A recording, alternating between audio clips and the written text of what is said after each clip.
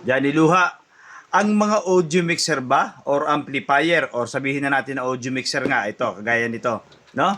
Pwede bang gamitin yan sa pagla-live stream sa mga iba't ibang social media, yung tipo nagkakantahan kayo sa mga social media or nagla-live ka, podcast or meron kang tutorial na ginagawa, no? Pwede bang gamitin to sa pagla-live? Actually, dalawa ang sagot, no? Hindi pwede at pwede. Sabi di ba nakakalito naman yan, Johnny Luha. Ganito po yan, ano. Kaya ako sinabing pwede, kasi depende po sa audio mixer na ginagamit natin. Merong mga audio mixer, pero bihirang-bihira. Bihirang-bihira, no, na may built-in sound card. No? Kukunik mo lang yung computer mo or yung inyong cellphone. May built-in gano'n, pero bihira nga, no? Pero, sa mas madalas po, hindi pwede. So, bakit? Kagaya nito.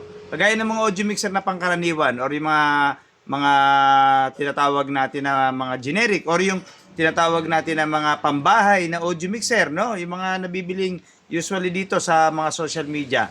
Kasi minsan may mga audio mixer na talagang napakamamahalin, 30,000, 50,000. May mga features 'yon na may mga built-in sound card, na may mga built-in na mga tinatawag natin na interface, no? Pero mahal talaga 'yon. Sobrang mahal talaga 'yon. Pero kung ganito lang, mga kagaya nito, mga 7,000, 8,000, okay, so paano namin gagamitin nga yan, Johnny Luha, kung hindi pwede yan, mga ganyang audio mixer? Gagamitan nyo po ito ng sound card, no? Or audio interface. Or yung iba kasi interface, lalo sa mga nagre-recording, or lalo na ron sa mga nagla-live sa social media, mas madalas po sound card ang ginagamit, no? May mga tutorial ako kung paano kinokonek yung sound card sa audio mixer. Abangan ninyo yon. Gagawin ko ulit yung ating tutorial na yon. Tutorial na yon para po ma-update natin yon, ano.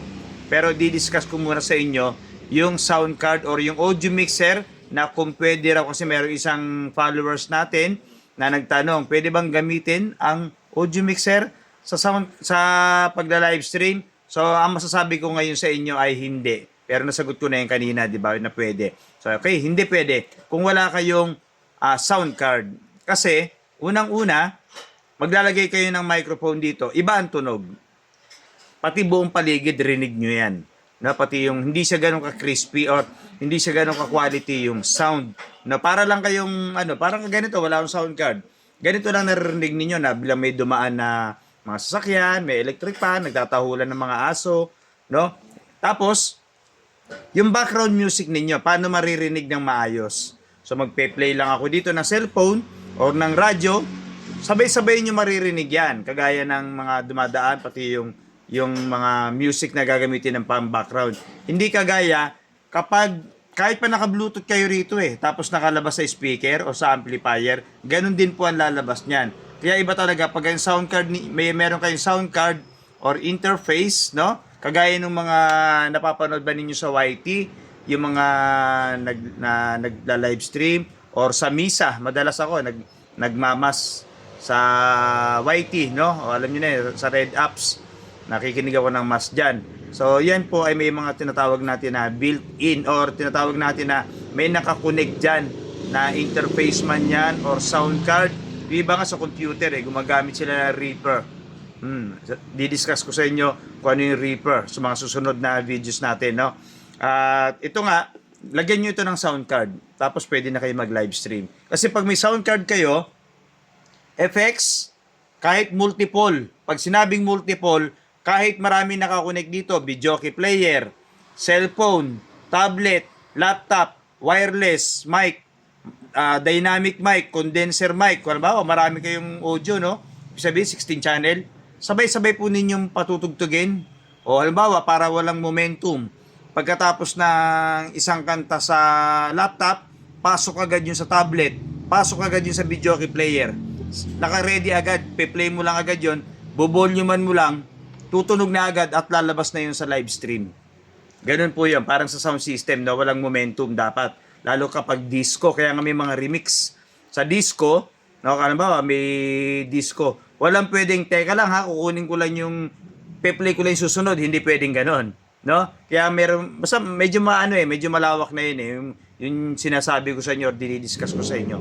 No? Maraming ganon. Kagaya niya, narinig niya may mga motor na tumutunog. No? Wala kasi akong sound card na ginamit. Para mas maintindihan ninyo yung tunog. Di ba? Walang sound card. Pero pag may sound card kayo, tahimik yan. No? Pwede nyo i-mute. Pwede kayo may mga effects. Pwedeng lahat sabay-sabay nga na patugtugin. Kagulo na yan doon sa tenga. Naka-headset pa kayo, naka-monitor pa kayo. At lahat ng manonood sa inyo, no, maririnig po ng maayos or malinaw yung inyong mga, halimbawa, meron kayo kantahan, kwentuhan, maririnig ng maayos yan. Ano? Okay? So, kagaya nitong ating audio mixer na to. Kagaya niyan, yung audio mixer na yan.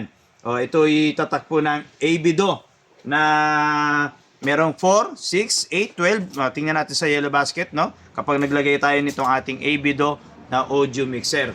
So, kung gusto mo mag-live stream, lagyan mo ng sound card to.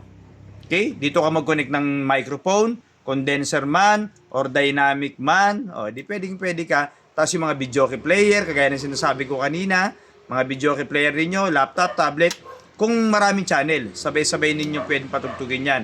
Pagkatapos ng isa, pasok agad yung isa. No? Or kung may computer kayo, meron kayo application doon. Hindi ko lang mabanggit kasi baka bawal no? Merong application doon, no? O sunod-sunod ang play nun.